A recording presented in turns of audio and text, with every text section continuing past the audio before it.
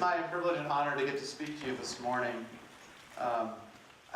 Over the years, I've had a number of different people tell me, mainly over phone calls and conversations like that my voice sounds a lot like my dad's. So I was really tempted this morning to shave my head and wear a Harley jacket and see if I could confuse anybody, but I figured I better behave. Didn't want to throw anybody off too bad. But the last time that I had the opportunity to speak with you, I believe it was back in either July or August. As part of our Refresh series, and we looked at the story of Moses whenever he came to the Red Sea, parts of the Red Sea, and the Israelites go on through. And this morning we're going to pick up just kind of right about that point, and we're going to keep going forward with that story.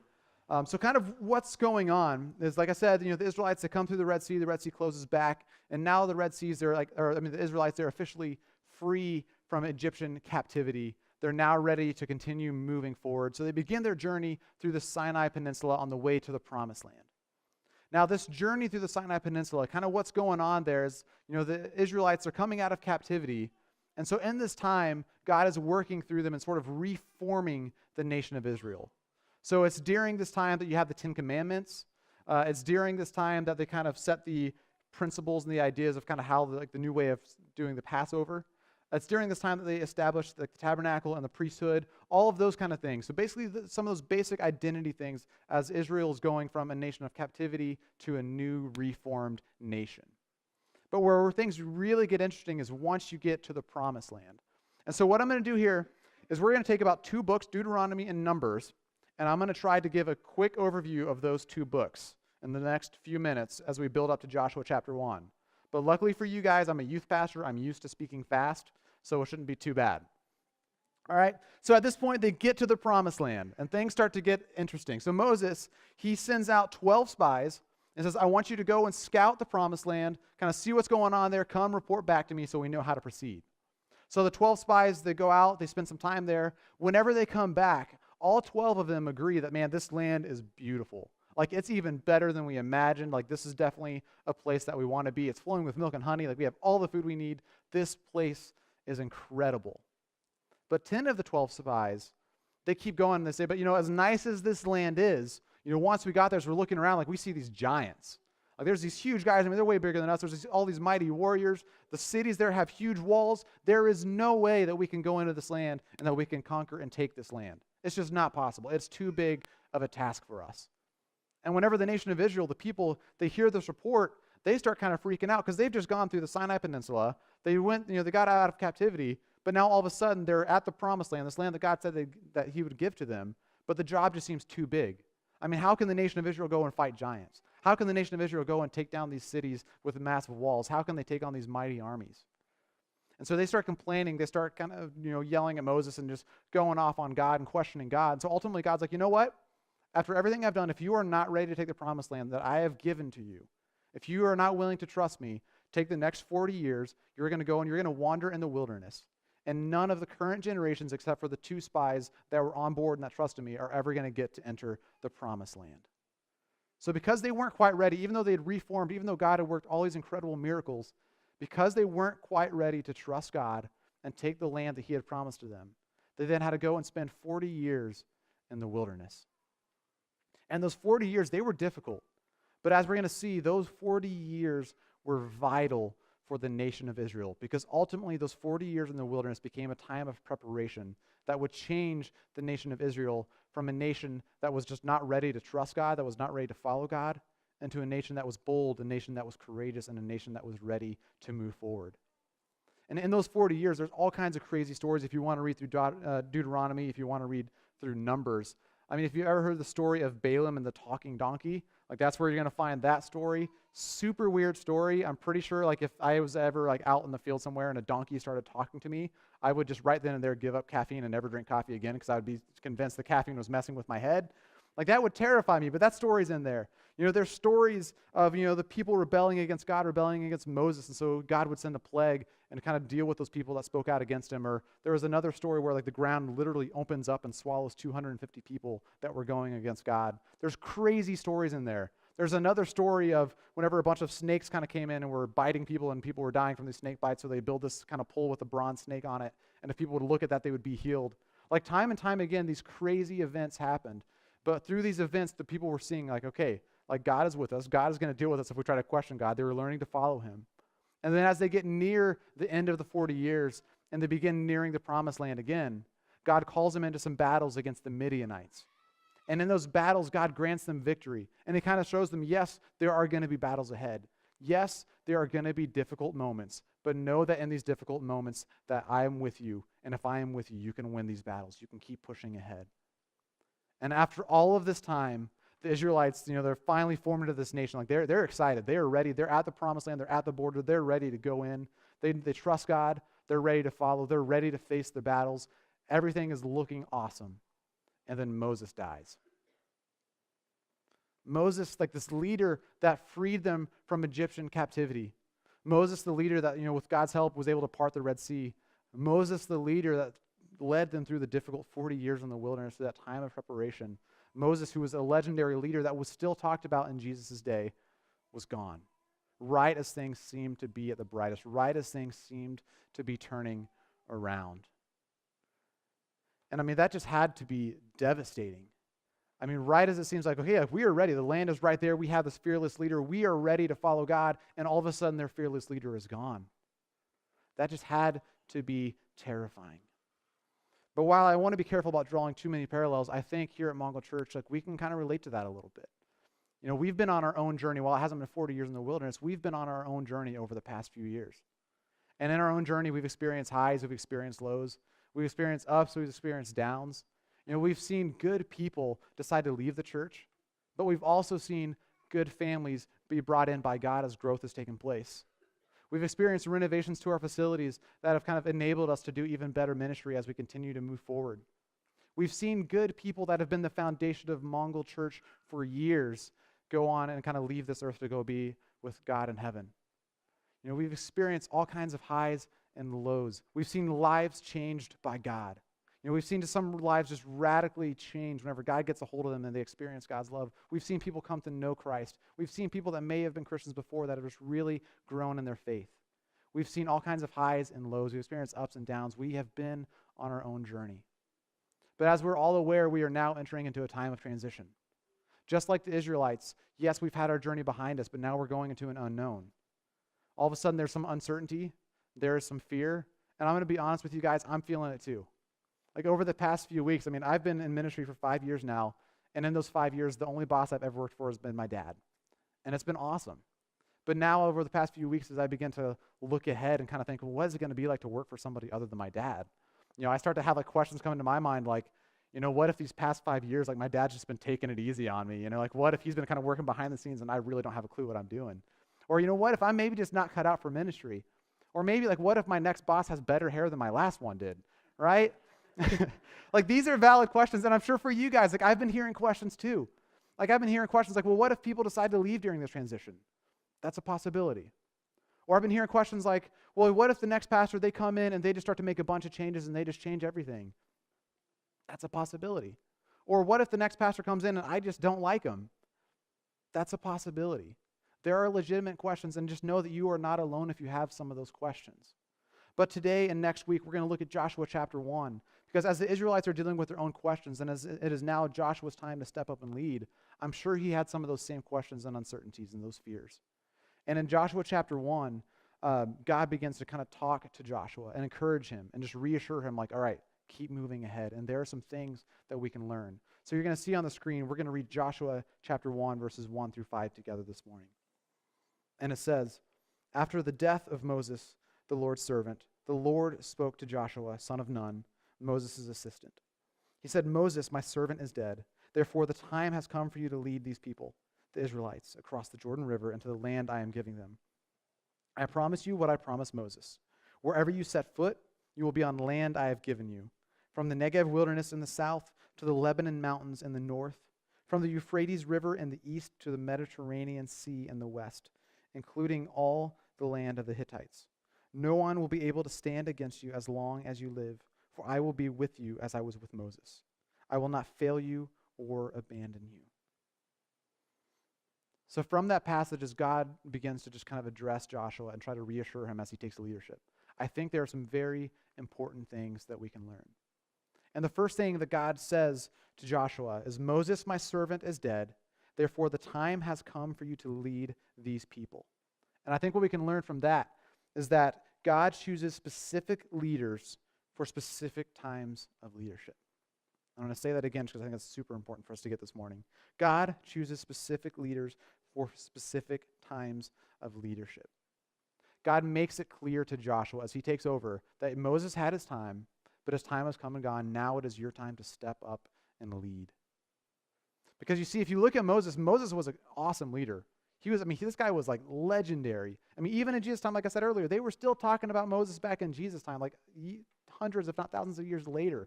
Moses was a great leader. And I think you could even, if you look at a story, make the argument that he was the perfect leader to take the nation of Israel from where they were in captivity to the promised land. Because if you look at Moses' story, he was a Hebrew, so he was one of them, but he grew up in Pharaoh's house. So day in and day out, he was getting to see what it looked like to lead a nation firsthand. He was right there rubbing shoulders with Pharaoh, rubbing shoulders with other leaders of Egypt. But then, not only that, whenever Moses had to flee Egypt, he went and had his own time of preparation in the wilderness. He had experienced that. He had been there. So whenever it came time for him to step up and lead the nation of Israel out of captivity, he was prepared for that. When it came time for him to go and lead them through the time of 40 years in the wilderness of preparation, he was prepared for that. God had perfectly kind of designed him and equipped him to lead through that time. But ultimately, he was not the leader that God chose to lead the nation of Israel into the promised land. Because what the nation of Israel needed at that point was a leader that was bold. They needed a leader that was willing to follow God so closely that he was willing to risk his own life. And in Joshua, they found that guy. Because Joshua was one of the 12 spies. He was one of those 12 that went out into the land and came back and gave his report. But instead of being like the 10 where he just spoke out of fear and said about how big and bad these people were and how hard it was going to be, here's what Joshua said. He said, "Do not rebel against the Lord, and don't be afraid of the people of the land. They are only helpless prey to us. They have no protection. But the Lord is with us. Don't be afraid of them." And I don't know about you, but for me, if I see a guy that calls giants and mighty warriors like helpless prey, I'll follow that guy. He was bold, he was brave, he was ready to go. And the nation of Israel, they were so mad at him for saying that they were ready to stone him, but he stuck with it. That was the kind of leader that Israel needed to take them through the difficult times they had ahead as they went into the promised land. And for us, as we go into our transition, there's no doubt in mind, and I know I'm probably biased, but there's no doubt in mind that Pastor Rocky was the right leader to lead Mongol Church for the last 9 years. He was equipped, he was prepared, he was gifted in a way that could take Mongol Church through what they needed to go through in the past 9 years. But there is also no doubt in my mind that he was called to another church, that God had something else for him. And if that's the case, I also have no doubt that God is already working and preparing the next leader for Mongol Church. Because God is not going to pull one leader out if he doesn't already have a plan for Mongol Church. That's not the way that God operates. So we have to understand that God has specific leaders in mind for specific times of leadership. And as we go through that, I have no doubt that God has that person in mind. God is grooming them. God is kind of developing them and giving them the gifts that they're going to need to lead Mongol Church into whatever is next.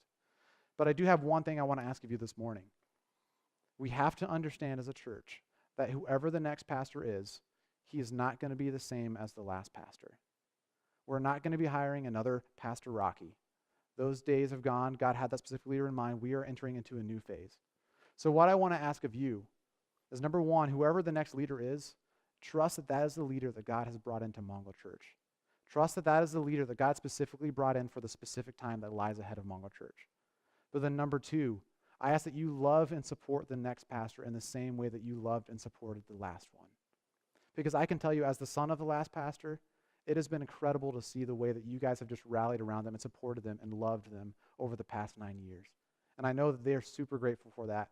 And all I can ask is that whenever the next pastor comes in, love and support them in the same way that you supported the last pastor, because they're going to need it. So understand that the next pastor, that God has brought in a specific leader for a specific time. Now, the next thing that God says to Joshua, he says, "I promise you what I promised Moses. Wherever you set foot, you will be on land I have given you." And what I think we can learn from that is that no matter the circumstances, the mission remains the same. As the Israelites went through their time of transition from Moses leading them to Joshua leading them, things changed, but the mission remained the same. And for them, their mission was the promised land. Even though they changed leadership, their goal, their mission from God was still take the promised land. That was what lied ahead of them. For us as Mongol Church, as we enter into this transition, there are going to be a lot of changes that happen. Because anytime you change leadership, things change. That's just part of it.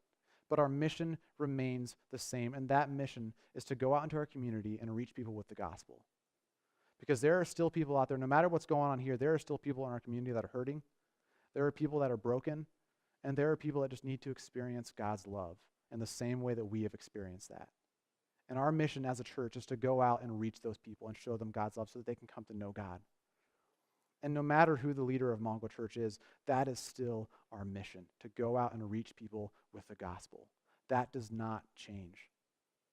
And the reality is, as we look at that mission, we cannot afford to let ourselves get distracted by our fears, by our uncertainties, or even by our own comfort zone as things change. We can't let our own personal preferences get in the way of the mission. Because the reality is, our mission as we go forward, there are people, whether it's our friends, whether it's our neighbors, or whether it's possibly even our family members that don't know God, they are headed towards hell if they don't encounter God's love.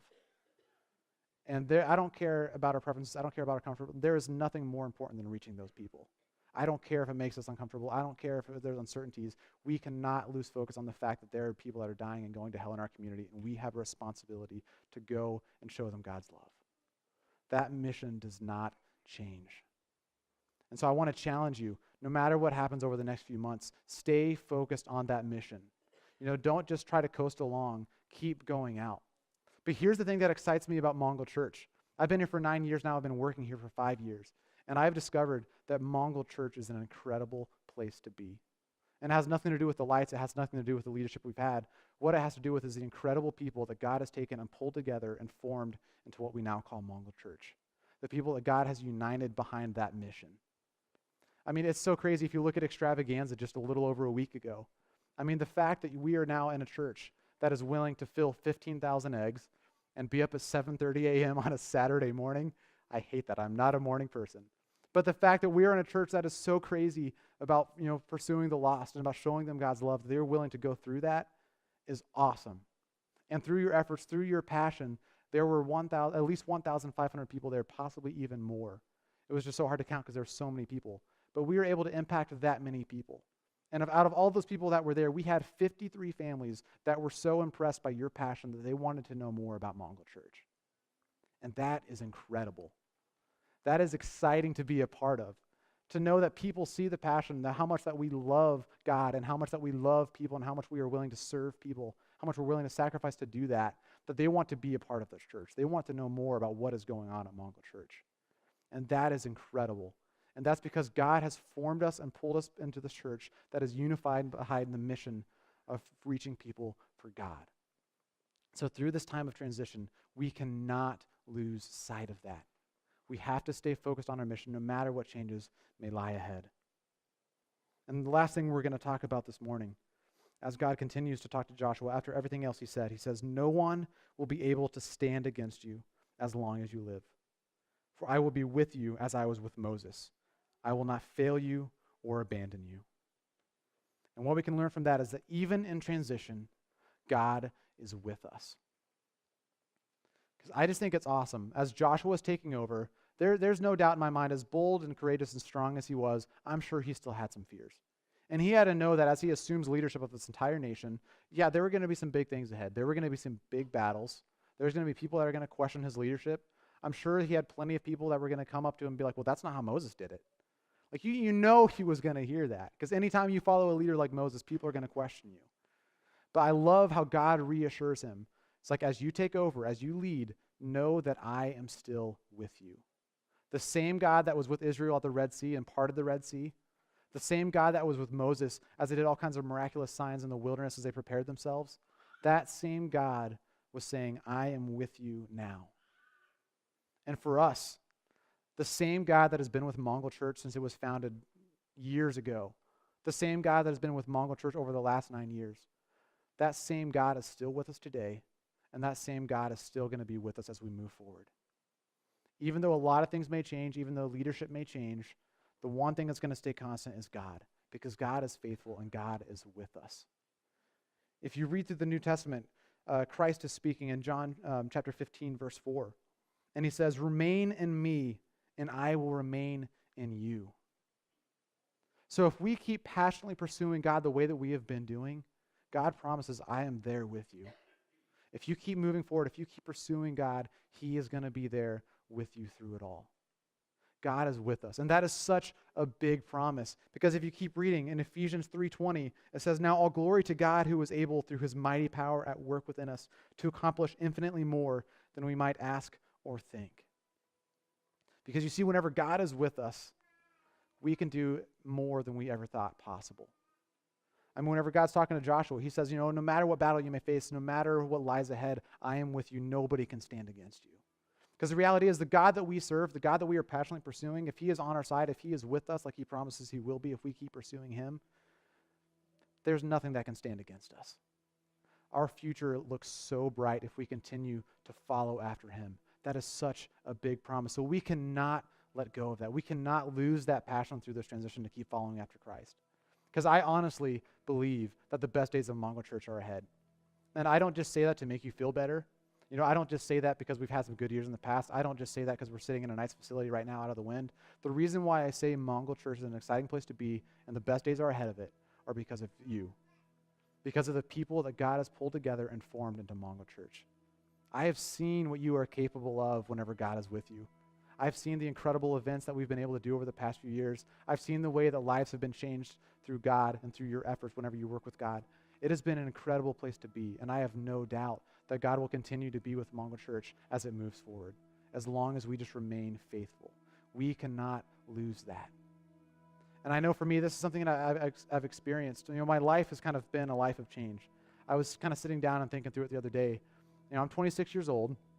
In my 26 years, I have lived in 5 different states, and there have been 11 different buildings that I've called home.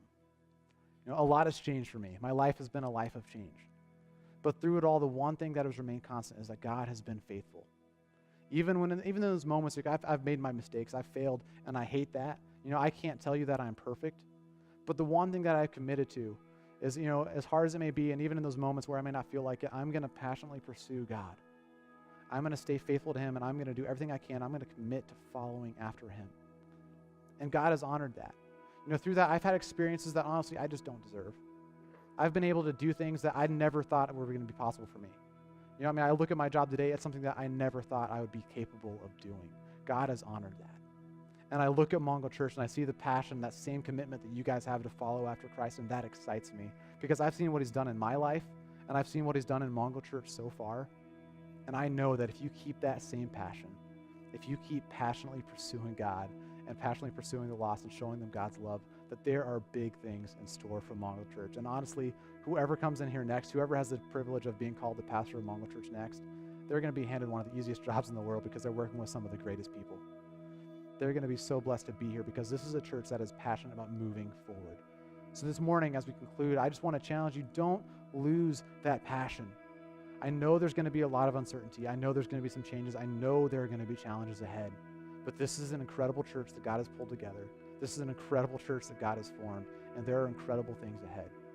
So even in this transition, even as we change leadership, stay true.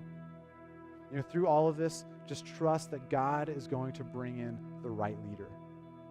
And through it all, stay focused on the mission, because our mission is too big to lose focus of. There are too many people hurting people for us to neglect due to our own personal preferences or comfort.